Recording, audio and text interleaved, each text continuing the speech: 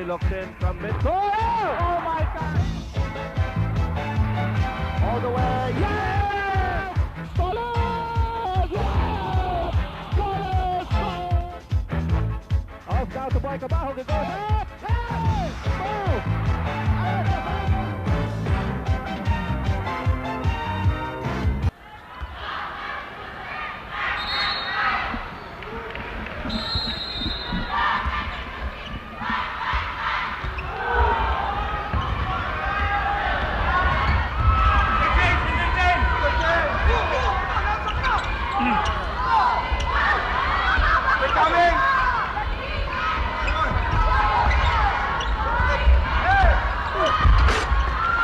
It's the fourth quarter and Sunkist, all Filipino po sila, pinaltan si Ronnie Grandison.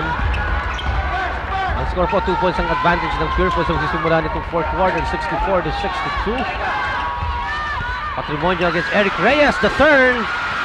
Tapos ng konti, pero Codinera, Myron May inside.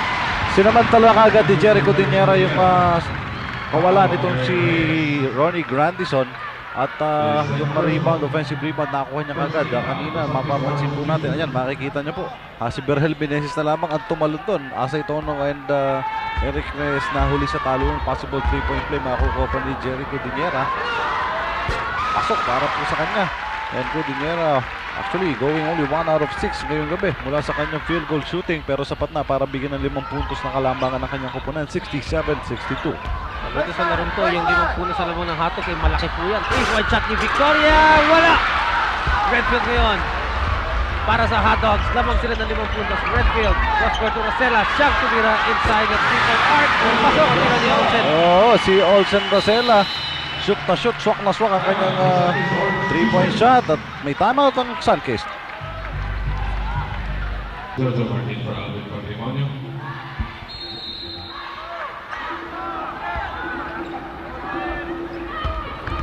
Ronnie Grandison making a return sa playing court pagkatapos siyang mawala ng 1 minuto, pero costly na 1 minute ang nawala. Rado? Arangkada kagad at naka-6 na puntos itong mga taga Pure Foods. Samantala ito, Asay Tono, luwag na luwag, one-hander! Follow up ni Rhea Lubin. Yes, pasok. Sabi ng Pure Foods, illegal offensive goaltending daw. 69-64, 5 puntos po lamang ng Pure Foods sa Sunkist. 10 minutes and a half dito sa fourth quarter. Game 2 ng semifinal series between Pure Foods and Sunkist. Redfield, boom! At 2 puntos daw lamang nakakapak sa linya itong si Kenny Redfield. Walang Sunkist, kailangan bilis-bilisan pa nila ang kanilang nilalaro. Gaya ng ginawa nila nung third quarter where they had 6 fast break points. Wala ang Pure Foods tender Juicy Hotdogs at dito mukhang matumal na naman ang kanilang takbo. Grandison, palpal ni Codinera. Isang beses pa, last touchdown, Tender Juicy Hotdogs. And 6 seconds shot clock ng Tender Juicy Hotdogs.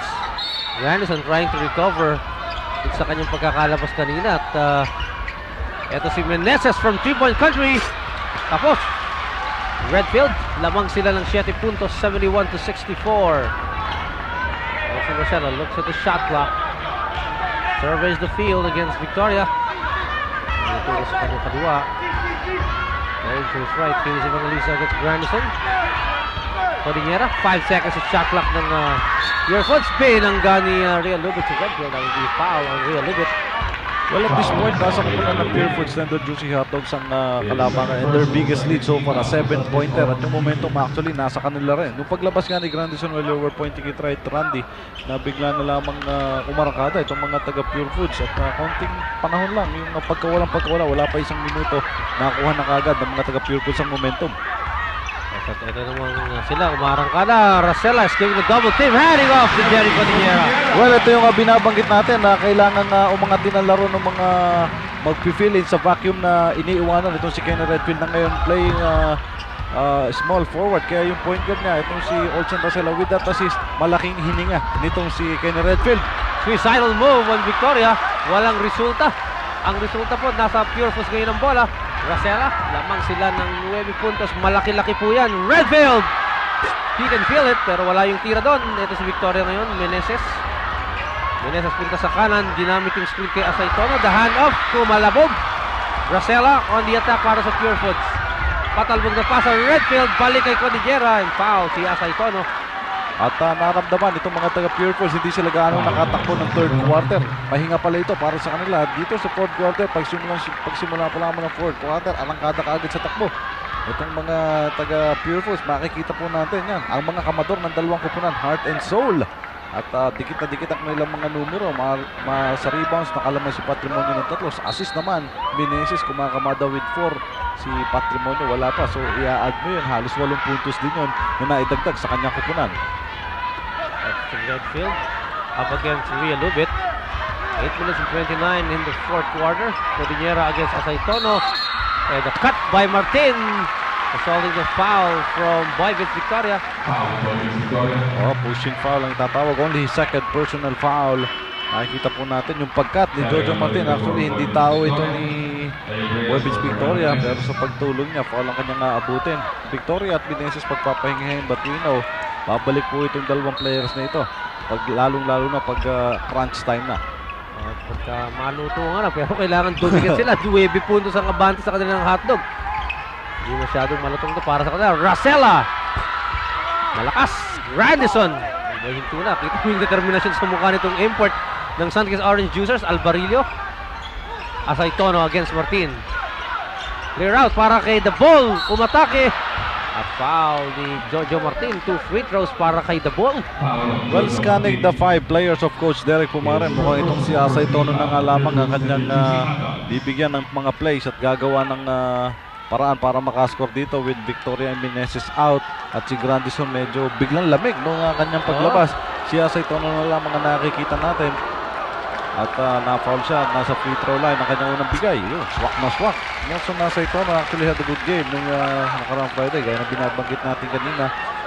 Pero hindi pa rin ito yung laro ng dating Nelson Asay Tono ng araw kung saan halos lahat ng kalaban na dinadala na lamang sa ere. Somehow may hesitation biglang nakuha itong si Nelson although he completes his trip to the 4.5 meter line, chopping the lead to 7, 73-66. A while back, you saw Alvin Patrimonio. Nasa labas po siya, hindi siya naglalaro. Pinapahinga ni Coach Chot Reyes. Dahil nasa labas rin naman lang sila Meneses eh. Sige, magtatapatan na rin ito. Ang tala, Cordillera losing the handle. Too much butter this morning. Albarillo. Binigyan ng pick ni Asay Tono.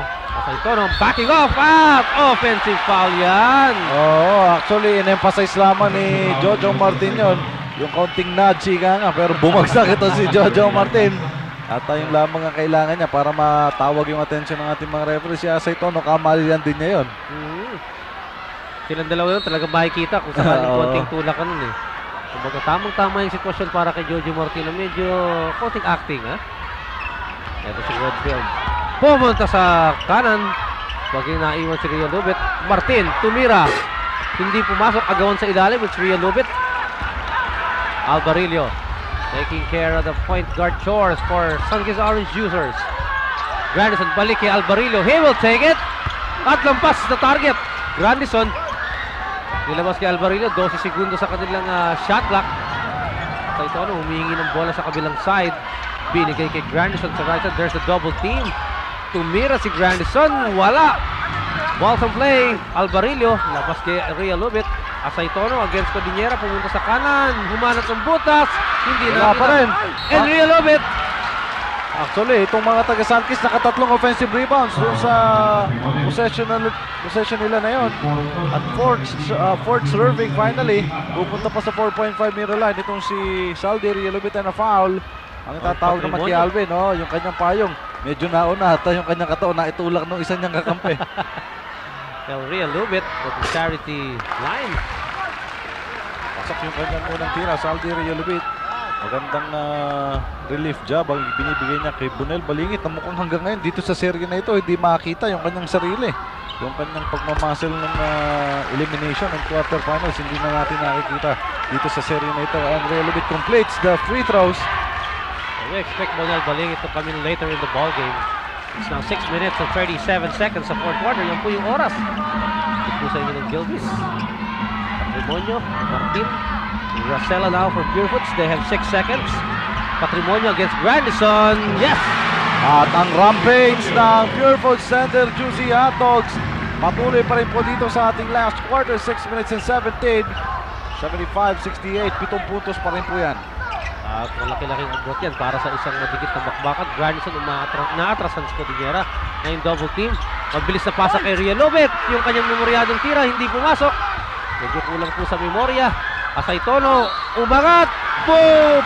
Hindi po pumasok pero meron foul. Wala nga ang diferensya ng Sanchez ngayong gabi. Ito yung binabanggit mo, mga memoryadong tira na si Ray Lobit yung kanyang papitik sa ilalim. Si Asaytono yung kanyang isang kamay na layup. Dati nagagawa nila yun na nakapikit yung kanilang mga mata. Pero ngayon, totoo nga na, hindi pa rin nila ma-shoot. Buti na lamang merong higa nga, Consuelo. Itong si Asaytono, nasa 4.5 meter line siya. Wala pa siyang minti sa teritoryo na yan ngayong gabi. At dito sa serye na ito, nagbilang anghel ako, hinihintay ko yung kante. Ako rin eh. You're looking at Eric Reyes. He'll be replaced by Vergel Meneses. Nelson Asaytono. 75-69, anin pa rin po yan. Kailangan ni Nelson ito, namintes. At may double lane violation. So it's jump ball sa gitna po ng ating hardcourt. Yes, mintes po ni Asaytono. Ay, nandun na yung mintes ha. Hindi na siya 100% sa free throw line. Double lane violation. And it's going to be Grandison jumping against Jerry Cordillera. Coach Derek Pumar, hindi niya rin natiis. Kailangan niya nila si Meneses at this point. Dahil kung hindi, talagang pagdating sa offensive ako, konti ang kanilang offensive options. At pagpasok ni Meneses yan, yung flavor nila, dadami with Asaytono and Vergel Meneses on the wings. Aba, ay talagang madami kang mapapagpilian. Asaytono blocked from behind, but there's a foul underneath from Martin. Si Jojo Martin kinarga itong si Asaytono. Kinang baby Oo, ito, makikita mo yan. At gusto yatang kabayuhin. Ayun. Okay. At kaya naman naging madali yung sapal mula sa likuran itong si Jerry Cordillera, although that shot block will not count. So si Asaytono patuloy pa rin ang paggawa ng mga puntos sa free throw line. At itong si Ray Lobit kumakagat ng bulak. Kanina si Evangelista ang kumakagat yun. Oo. Mantala, pasok ang unang tira nitong si Asaytono. Vergel Meneses ang po nakikita natin. Heart and soul. Ito, isa pang inaasahan. Mga pillars po yan ng dalawang kupunan. Asaytono should have been another pillar. Pero kailangan niya pa maging consistent. Mintis na naman pero siya rin nakakuha. Slam dunk! Nelson Asaytono! What a slam by the ball! Oo, at yan ang hinihintay natin na laro kay Nelson. Merong timeout at lamang na lamang ng 3 points ang Pure Foods. Meron po tayong tigil putukan. Kay Evangelista for Sergio Martin.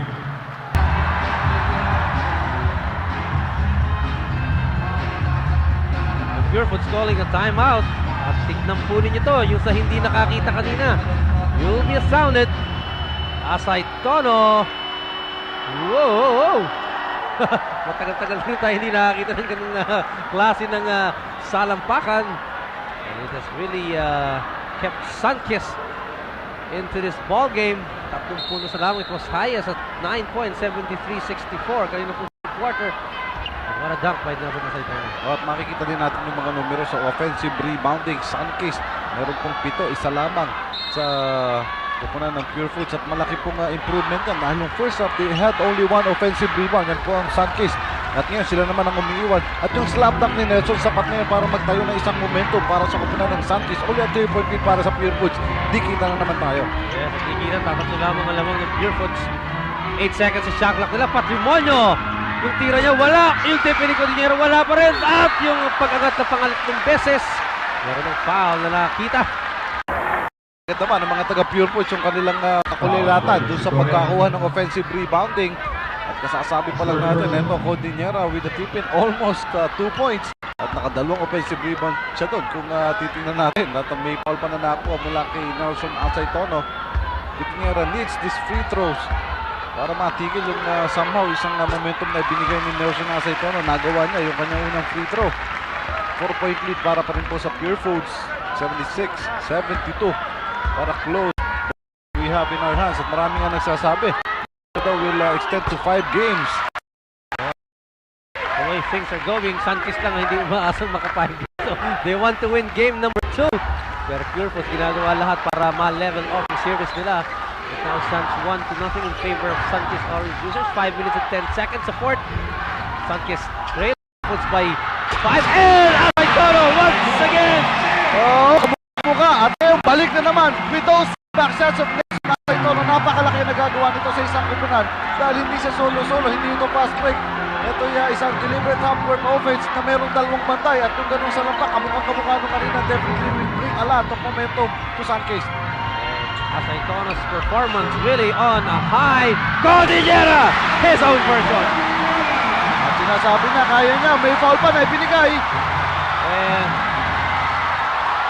it has been a slam bang affair for both clubs. Here is Acitono's edition. Woo!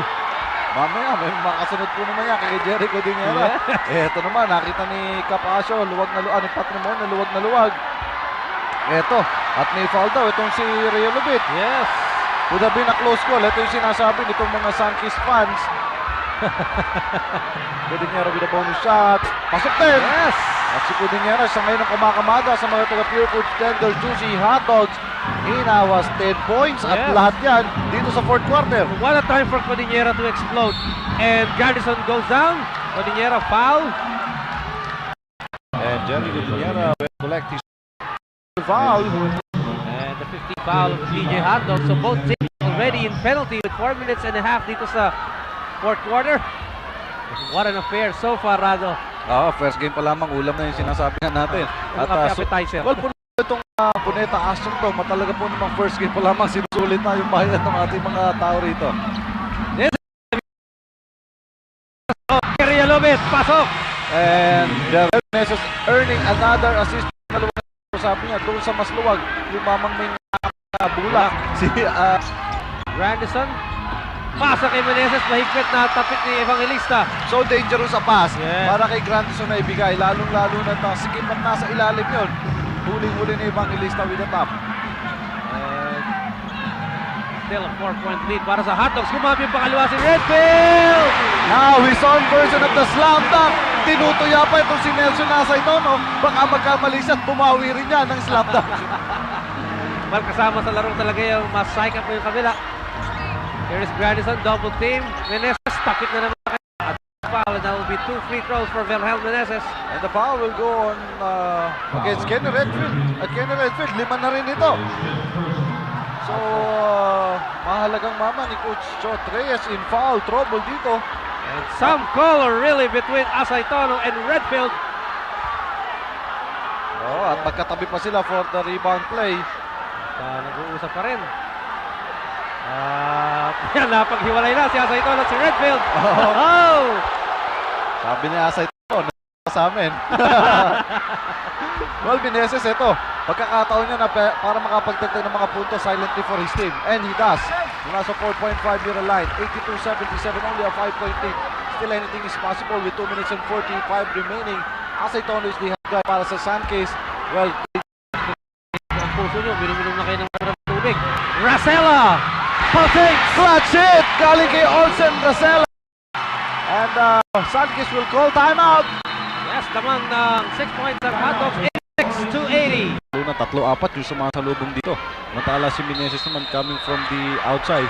Kalimitang pinipigil na kagad dito. Give up, okay lang. Matpigil lamang itong si Verhel Meneses. Victoria, looking for Verhel. 7 seconds to shot clock. There's a double team. Villamin is open. And he will convert. Si Villamin. Instant offense galing sa isang bench player ni Coach Derek Pumarin. At tama-tama yung pagkalabas ni Rio Lubit. Nakakonect itong si Villamin. Cutting the lead to only 4. 1 minute and 9 seconds remaining. For the possessions for Pure Foods and Sunkist. Monyo against Villamin. The referee. Both teams in penalty. So Patrimonio will go to the charity lane. Anderson will collect his second. Ito yung kanyang pag-triple team kay Alvin Patrimonio. Nagkasalabira ngayon pong gabi na ito. Nakakapagtala pa lamang ng 20 puntos. 20 pa lamang. Pang 21, pangatlong puntos pa lamang niya kasi yan. Dito sa third guard for Coach Chot Reyes. 87-82, Patrimonio second shot. Pasok din, 88-82, balik sa 6. Yes, and under a minute here in the fourth quarter. Sunkist, hindi sila pwedeng makipagpalitan lamang ng basket. Point shot, Redfield takes control. Hinahabol-habol ni Villamin. Pure Foods. Sometimes, nakakahapoy sila. They could tie the series. 8 seconds of shot clock. Redfield against Villamin. Inside to Patrimonio. The turn. Wala. Labas, galit na galit sa kanyang mga kampi. Wala man lamang titira. They have to foul here to stop the time. Only 11 seconds remaining. And Carpaccio finally fouled the boy.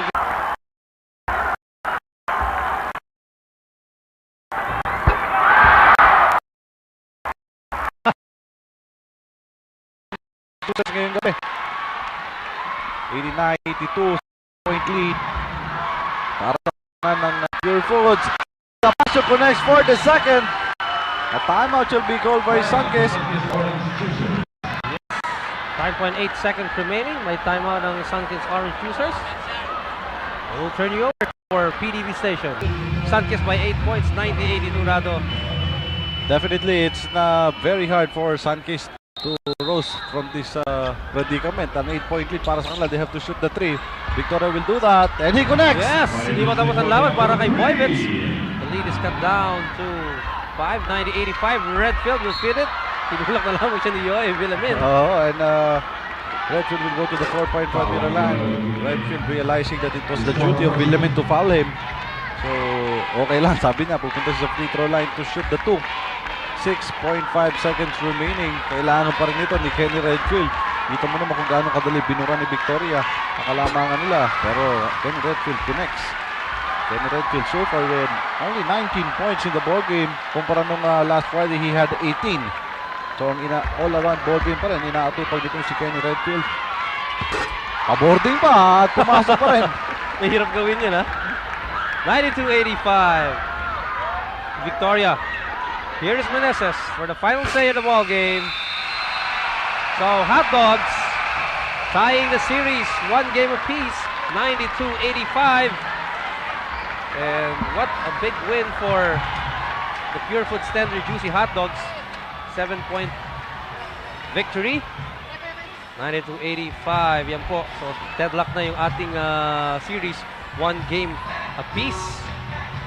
And our Gilbert's Choice player ay walang iba kung hindi si Jericho Diniera. He played a very important fourth quarter at lahat ng puntos doon niya nakuha. Well, Jericho Diniera, makikita niyo po ang kanyang mga numero. 10 points, 8 rebounds, 2 assists, and 2 blocks. Yung 10 puntos kung kailan po nagkita na itong dalawang kupunan sa kapumunta. Well, Alvin Patrimonio also had his contribution, including itong si Kenny Redfield. Pero ito expected na mula sa kanila. Well, sa